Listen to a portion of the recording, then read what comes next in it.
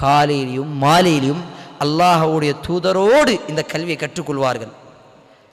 ஏன் அல்லாஹ்வுடைய தூதர் அதற்கப்புறம் என்ன செய்தார்கள் என்று தெரியுமா?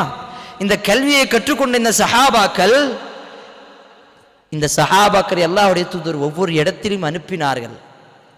மதீனாவிலே அல்லாஹ்வுடைய தூதர் மக்காவிலே இருக்கும் பொழுது அப்துல்லாஹ் இப்னு மதுஊன் இன்னும் 2 சஹாபாக்களை அல்லாஹ்வுடைய தூதர் முஸ்அப் பின் உமைர் ரலியல்லாஹு அன்ஹு இந்த 2 சஹாபாக்களையும் அல்லாஹ்வுடைய தூதர் ஸல்லல்லாஹு அலைஹி வஸல்லம் மதீனாவிற்கு அனுப்புகிறார்கள். எதற்காக? என்னிடம் கற்றுக்கொண்ட இந்த கல்வியை இந்த மக்களிடம் சீர்திருத்தம் செய்வதற்காக.